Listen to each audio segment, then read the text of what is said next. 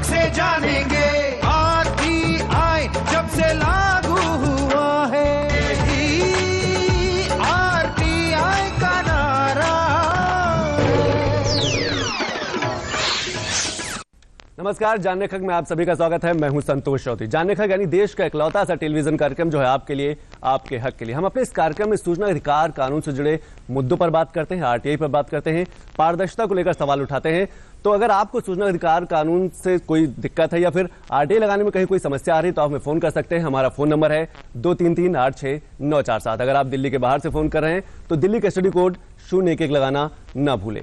न्याय से न्याय के लिए न्यायपालिका हम सबकी सबसे बड़ी उम्मीद है। अपने हक और अधिकारों के लिए ही नहीं बल्कि अन्याय के खिलाफ, अन्याय से बचने के लिए और अन्याय से न्याय पाने के लिए भी हम कोर्ट का दरवाजा खटखटाते हैं और हमें न्याय मिलता भी है। पर सबसे बड़ा सवाल ये उठता है कि क्या वो न्याय सही समय पर मिलता है, क्योंकि एक लंबे संघर्ष के बाद, एक लंबे इंतजार के बाद, वर्षों के मुकदमे झेलने के बाद जब हमें न्याय मिलता है तो क्या उस न्याय का कोई मतलब रह पाता है। आज हम इसी मुद्दे पर बात करेंगे और ये मुद्दा इसलिए उठा है कि दिल्ली के एक आरटीआई आवेदक हैं, उन्होंने आरटीआई डाला और जानना चाहा कि देश में जो हाईकोर्ट हैं, जो उच्च न्यायालय हैं, उनमें कितने न्यायाधीशों के पद खाली हैं।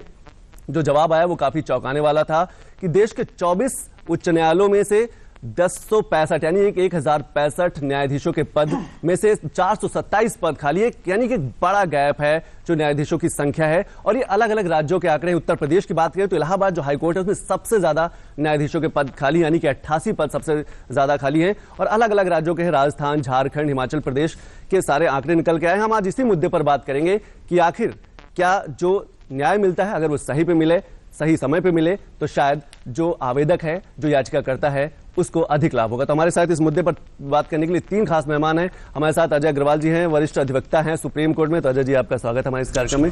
हमारे जो दूसरे खास मेहमान हैं हरपाल सिंह राणा है, आरटीआई आवेदक है और इन्हीं की आरटीआई से जानकारी सामने निकल के आई है कि जो देश में न्यायाधीशों की संख्या कम है, जो नियुक्ति कम है, वो सारी जानकारी निकल के आई। तो हरपाल जी आपका भी स्वागत है। और हमारे साथ मुंबई स्टूडियो से जुड़ेंगे शैलेश गांधी जी, पूर्व केंद्रीय सूचना आयुक्त हैं, रह चुके हैं और सामाजिक कार्यकर्ता भी, आरटीआई का बेबाकी से प्रयोग करते हैं और खासतौर से न्यायपालिका को लेकर अक्सर ये लिखते भी रहते हैं। तो शैलेश जी आपका भी स्वागत है हमारे इस कार्यक्रम में।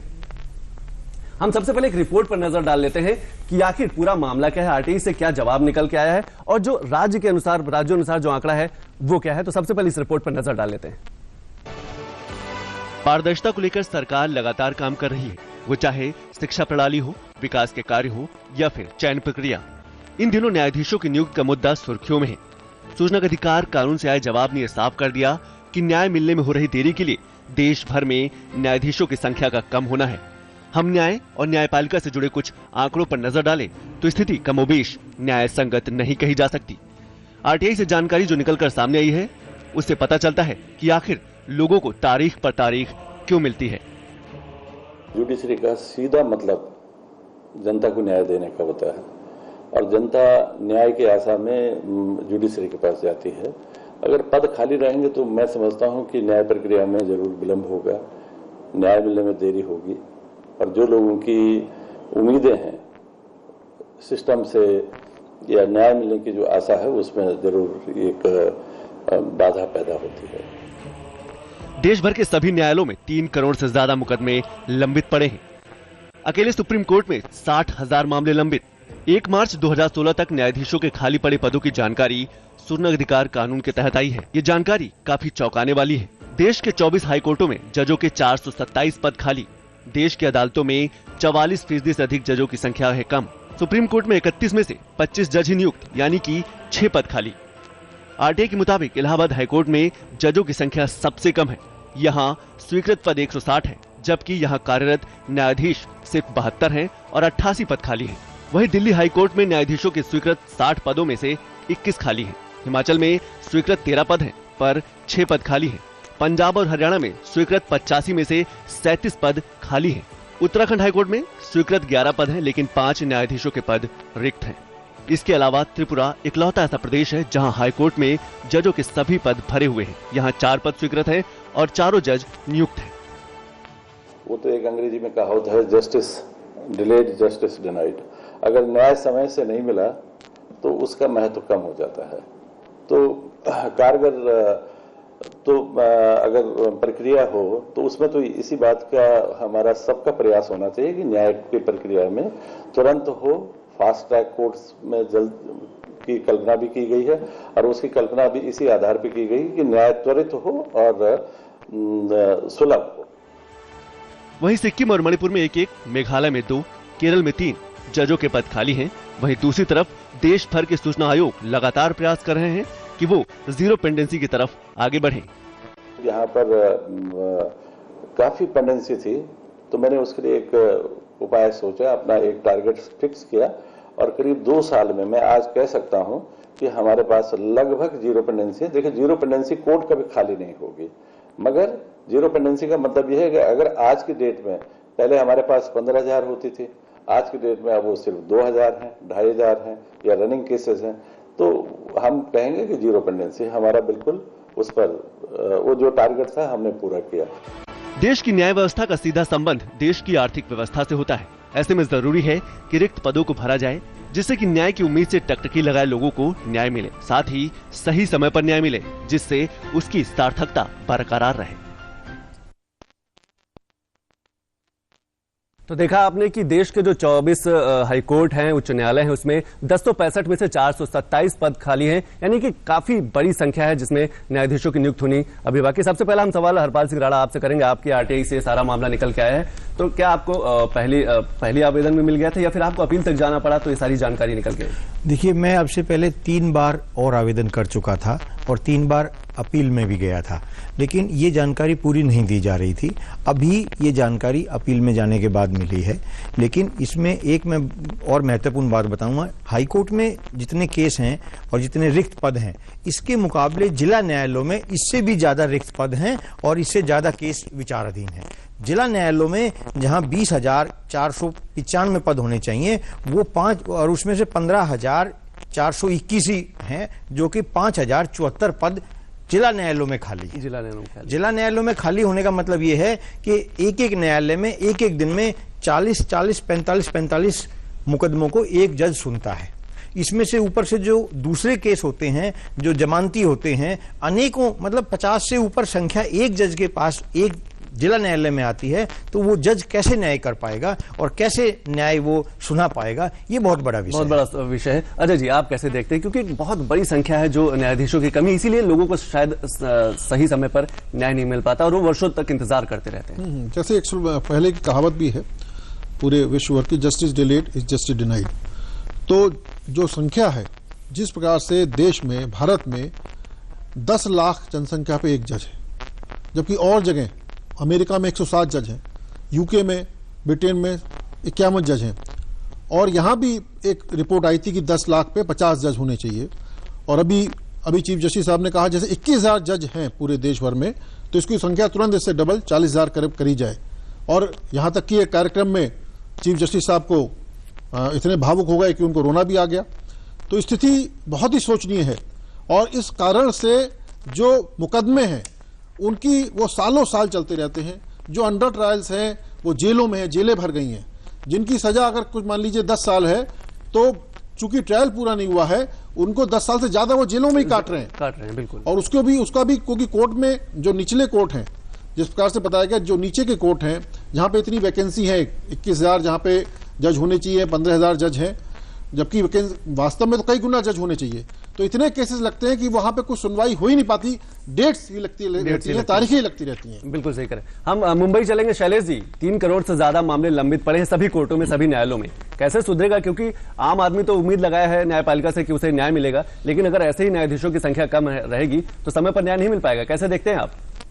ये बड़े आसानी से सुलझ सकता है, ऐसा मुद्दा है जिस पे मुझे नहीं समझ में आ रहा है कि हम सालों साल से खट रहे हैं, सालों साल से तकलीफ ले रहे हैं। जब हम कहते हैं 3 करोड़ के ऊपर केस है, सही बात है, किंतु हम ये नहीं सोचते, न जानते हैं ज्यादातर लोग कि हर साल करीब करीब 2 करोड़ नए केस इंस्टीट्यूट होते हैं और करीब करीब 2 करोड़ केस का निपटारा होता है सब कोर्ट्स में मिलके।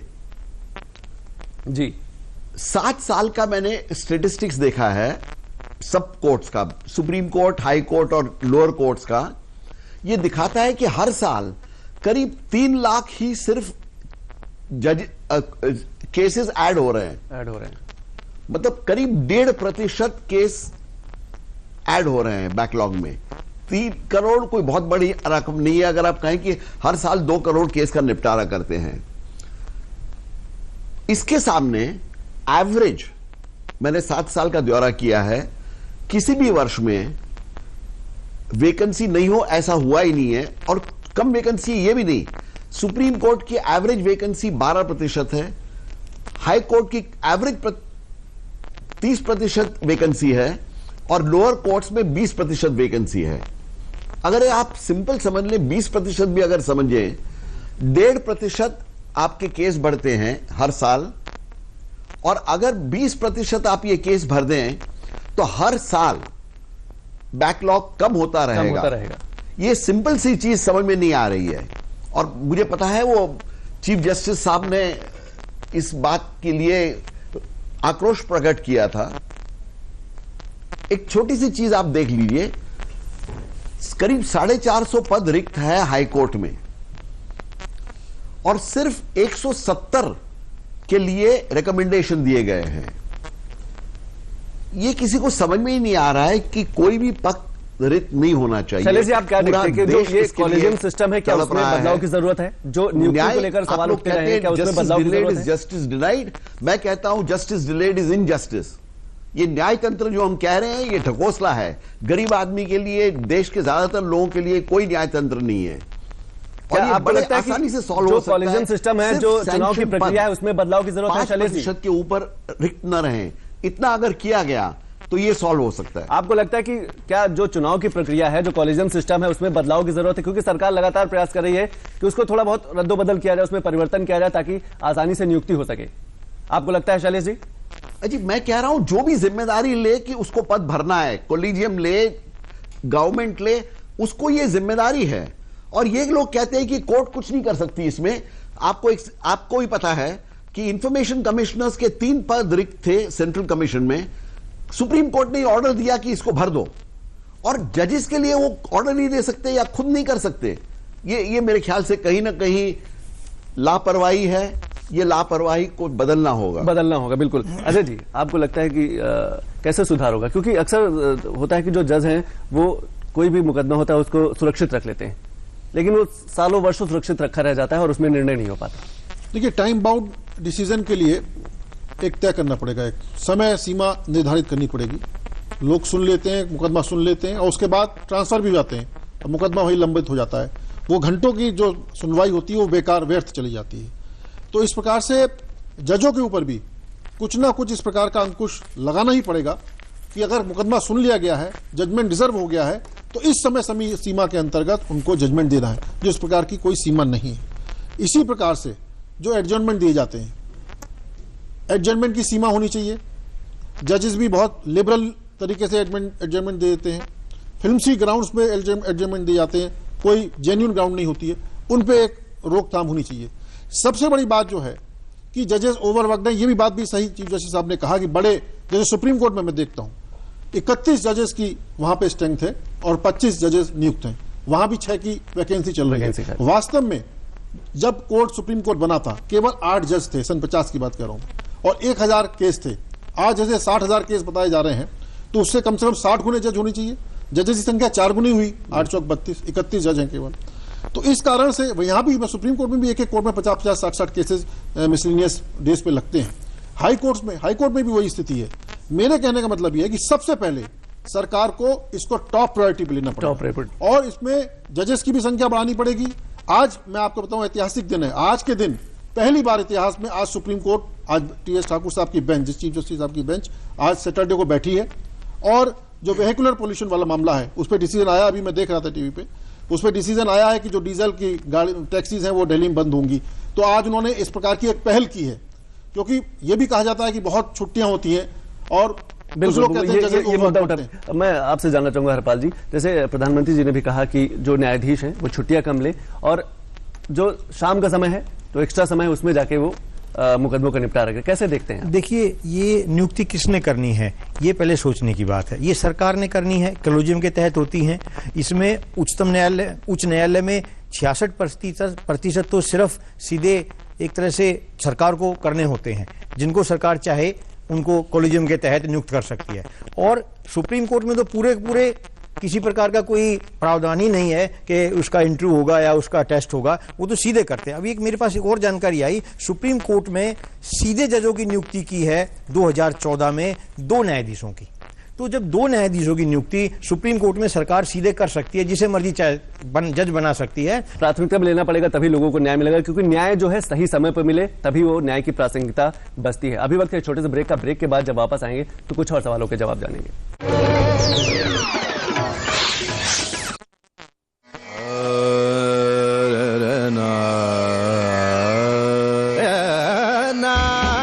रॉकस्टार रॉकी को है रॉक का क्रेज, शास्त्री जी के पूरे क्लासिकल है टेस्ट। रॉकी के रॉक से हैं वो बेहाल, शास्त्री जी के संगीत से मिलती नहीं रॉकी की चाल।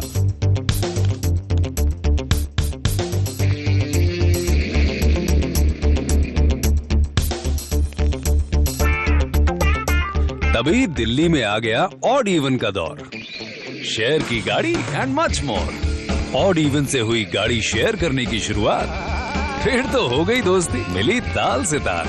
तभी दिल्ली ने कहा दिल से, ऑड इवन फिर से 15 से 30 अप्रैल। सुनो सुनो किसान भाइयों, सुनो सुनो, ओ सुनो सुनो किसान भाइयों, सुनो सुनो,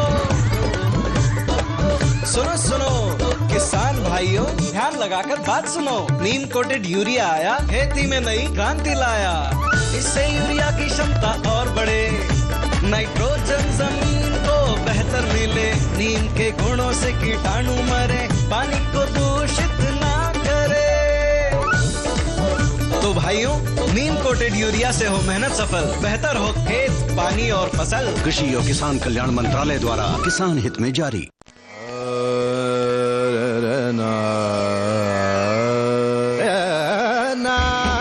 रॉकस्टार रॉकी को है रॉक का क्रेज, शास्त्री जी के पूरे क्लासिकल है टेस्ट। रॉकी के रॉक से हैं वो बेहाल, शास्त्री जी के संगीत से मिलती नहीं रॉकी की चाल।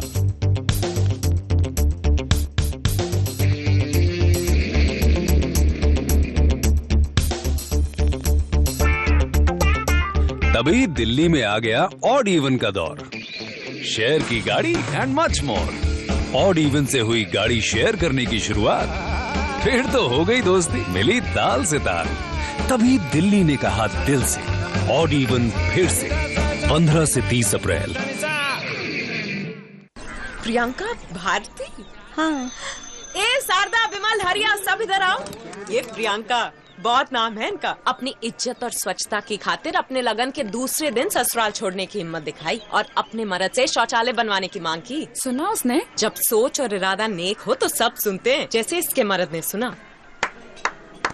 स्वच्छ भारत मिशन, एक कदम स्वच्छता की ओर। आप भी अपने घर में शौचालय बनवाएं और इस्तेमाल करें।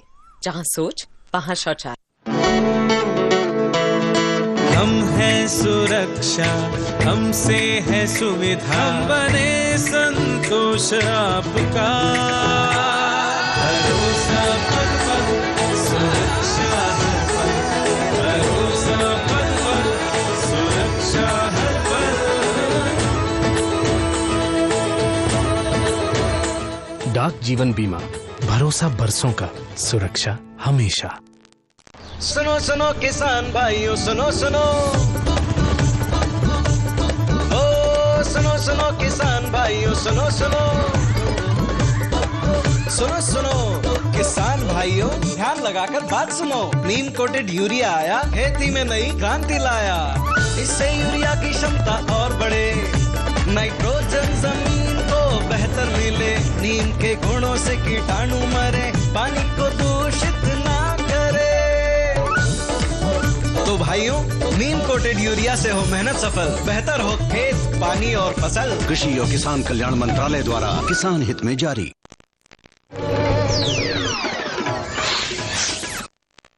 ब्रेक के बाद आप सभी का स्वागत है। आज हम बात कर रहे हैं जो आरटीआई पड़ी है, आरटीआई से जो जवाब आया है कि देश के जो 24 उच्च न्यायालय है उसमें 1065 न्यायाधीश होने चाहिए, लेकिन 427 पद खाली है। हम सबसे पहले मुंबई चलेंगे। शैलेश जी, आपको क्या लगता है, आपने विचाराधीन कैदियों पर भी काम किया है, वो तो काफी वर्षों से पड़े हुए हैं, उनका तो कोई सुनने वाला ही नहीं है। इसकी एक कहानी मैंने, जो विचाराधीन कैदी हैं, अंडर ट्रायल जिसको कहते हैं, पहले हम एक चीज समझ लें, अपने भारत के प्रिजन्स में 3 में से 2 लोग कॉन्विक्ट्स नहीं हैं, वो अंडर ट्रायल्स हैं जिन पे आरोप कोई सिद्ध नहीं हुआ है। और इसकी एक कहानी मैंने सुनी है किसी से जो प्रिजन्स में काम करते हैं। एक गरीब आदमी था जो एक छोटे गांव से बंबई आ गया, कुछ ऐसे सोच के कि मैं कुछ कमाऊं, मेरी बीवी को, उसका एक साल का बच्चा था, उनके लिए कुछ मैं आमदनी कर सकूं। फुटपाथ पे सोता था। एक दिन पुलिस ने उसे उठा के डाल दिया जेल में। उसके बाद उसके पास तो कोई चारा नहीं था, न कोई लॉयर रखने को, न उसकी बीवी को भी वो बता सकता था कि मैं यहां पे हूं जी। 6 साल तक वो सड़ता रहा जेलों में, कोई आरोप के बिना। 6 साल के बाद किसी ने देखा, कोई लॉयर ने और कोई जज ने उसको छोड़ दिया। वो अपने गांव गया तो देखा कि उसका बच्चा मर गया था और उसकी बीवी ने दूसरी शादी कर ली थी। ऐसे लाखों केस हर साल भारत के प्रिजन में हैं। दूसरी ये परिकथा है कि जजेस बढ़ाने की जरूरत है, 3 गुना 4 गुना, ये पॉपुलेशन रेशियो, ये कोई जरूरत नहीं है। बिल्कुल सही। शैलेश जी, मैं एक चीज और जानना चाहूंगा, बहुत जरूरी है मेरे हिसाब से। सर्वे कहता है कि अमेरिका में साल भर में जो सुप्रीम कोर्ट के जो जज हैं, 81 यानी कि 81, इसमें मेन काम है। मैं आपसे ये जानना चाहूंगा कि एक सर्वे कहता है कि अमेरिका में सुप्रीम कोर्ट, अमेरिका की जो सुप्रीम कोर्ट है उसमें साल भर में 81 मेरे ख्याल से अपने देश में जाते हैं। यहाँ पर क्या दबाव ज्यादा है? ये नहीं कहने को तैयार है कि सुप्रीम कोर्ट का इसमें मेन उत्तरदायित्व है। शैलेश जी, मैं ये जानना चाहूंगा कि अमेरिका में एक सर्वे कहता है कि अमेरिका की जो सुप्रीम कोर्ट है वहां पर 81 मामले सुने जाते हैं एक साल में, एक जो पूरे जज मिलकर सुनते हैं। यहां पर एक जज जो है 2600 मामलों को सुनता है। तो क्या आपको लगता है कि जनसंख्या घनत्व के हिसाब से न्यायाधीशों की कमी है या फिर मुकदमे ज्यादा है?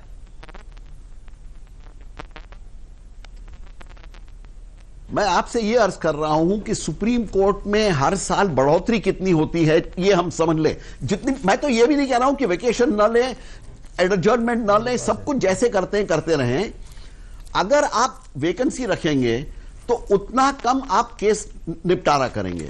अगर आप वैकेंसी नहीं रखेंगे तो हर साल केस कम होते जाएंगे। ये बड़ा सिंपल सा गणित है जिसमें सुप्रीम कोर्ट को कुछ नहीं चेंज करना है, हाई कोर्ट को नहीं करना है, वो अपने छुट्टियां भी लें, जितने घंटे काम करते हैं उतना ही करें। सिंपल हिसाब कह रहा हूं कि 1.5% हर साल केस बढ़ रहे हैं, 20% वैकेंसी है। अगर ये सिंपल हम समझ लें, रेशियो बहुत ज्यादा है, कि अगर वो होगा तो 17.5% हर साल केस कम होते जाएंगे। ये सिंपल गणित हम क्यों नहीं समझ रहे, मेरी समझ में नहीं आता। बिल्कुल, बहुत महत्वपूर्ण बात यह है कि देखिए, आज उत्तर प्रदेश में इलाहाबाद उच्च न्यायालय है और लखनऊ उच्च न्यायालय है।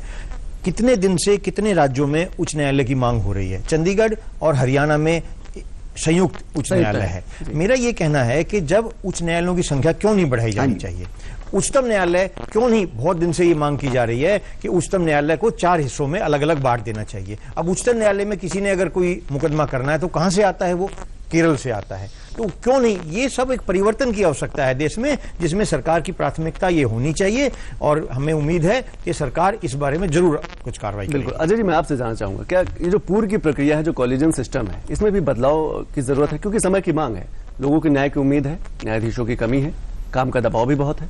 देखिए, एनजेसी एक्ट सरकार लाई थी और जिसको भी सेटिस्फाइड कर दिया सुप्रीम कोर्ट ने अपने जजमेंट में। कोई ना कोई जरूर थोड़ा सा प्रक्रिया में सुधार होना चाहिए। कॉलेजियम प्रक्रिया भी जो है वो बिल्कुल फुल प्रूफ नहीं है। वास्तव में इसमें भी बहुत पिक एंड चूज, भाई भतीजाबाद है। और इसी कारण से अब कोई लिस्ट आती है, जैसे अभी यूपी में कहा गया कि 88 वैकेंसीज हैं, अभी रिसेंटली 44 की एक लिस्ट कॉलेजियम से रिकमेंडेशन होकर आई हुई है अभी 1 आध महीने पहले, जो कि पेंडिंग है इस वक्त सुप्रीम कोर्ट में।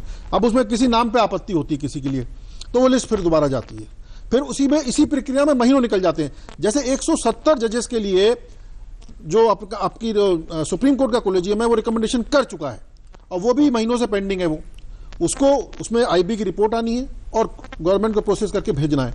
हो सकता है गवर्नमेंट को किसी नाम पे आपत्ति हो, तो इसी प्रक्रिया में महीनों निकल जाते हैं। मतलब इसमें हर चीज में टाइम बाउंड करना पड़ेगा, डे टू डे इस चीज को, डे एंड नाइट, जैसे जिस प्रकार से लोग काम करते हैं 24 घंटे एक आपातकालीन स्थिति में, उस प्रकार से काम करना होगा, तब जाके इसकी सिचुएशन को आप कंट्रोल में ले पाएंगे। लोग जेलों में सड़ रहे हैं, न्याय नहीं मिल रहा, 3 करोड़ केस पेंडिंग है, जहां पे वो 38 लाख केस या 48 लाख केस बताया, जिसमें 10 लाख केस केवल उत्तर प्रदेश में है, और 50% ज्यादा वैकेंसी है हर जगह, 33% vacancy in general high courts में है।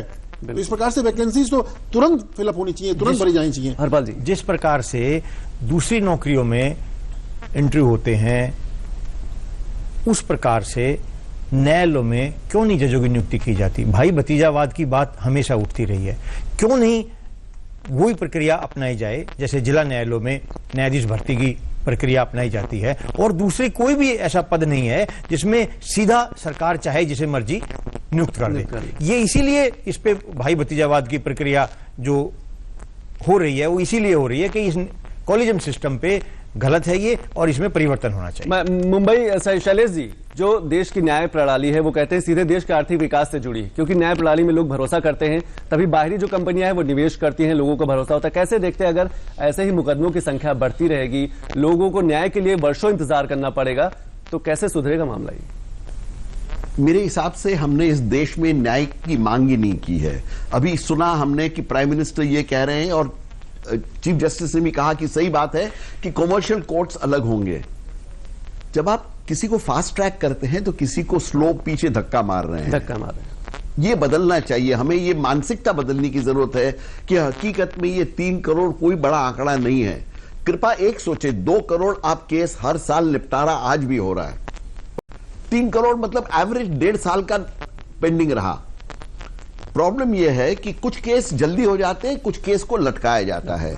जजेस को ज्यादा काम करने की जरूरत नहीं, मैं वापस दोहरा रहा हूं, जजेस को वेकेशन बंद करने की, वो सब करे तो अच्छी बात है और फायदा होगा, मगर सिर्फ इतने जजेस को अपॉइंटमेंट करें। शैलेश जी, आपने बिल्कुल सही मुद्दा उठाया कि नियुक्ति बहुत जरूरी है। देश के जो 24 उच्च न्यायालय हाईकोर्ट है उसमें 427 पद खाली है, और एक लंबा काफी गैपिंग है, काफी न्यायाधीशों की संख्या होनी चाहिए। अलग अलग राज्यों के आंकड़े आए हैं, जो आरटीआई से आए हैं। उत्तर प्रदेश के इलाहाबाद हाईकोर्ट में सबसे ज्यादा 88 पद खाली है, ऐसे ही राजस्थान, झारखंड, हिमाचल प्रदेश। एक काफी गंभीर विषय है, और इसमें हमें यह सोचने की जरूरत है कि कहीं ना कहीं न्यायाधीशों की जो संख्या कम है, इसी की वजह से हमें न्याय मिलने में भी देरी होती है। तो आप तीनों मेहमानों ने हमारे कार्यक्रम में शिरकत की, इसके लिए शुक्रिया। मुंबई स्टूडियो से शैलेश जी आप जुड़े, इसके लिए शुक्रिया। तो आपको हमारा कार्यक्रम कैसा लगा हमें जरूर लिखिएगा। हमारा पता है जानने का, कमरा नंबर 224, कॉपर्निकस मार्ग, मंडी हाउस, नई दिल्ली 110001। आप हमें फोन भी कर सकते हैं, हमारा फोन नंबर है 23386947। अगर आप दिल्ली के बाहर से फोन करें तो दिल्ली का एसटीडी कोड 011 लगाना न भूलिएगा। आज के लिए बस इतना ही, नमस्कार।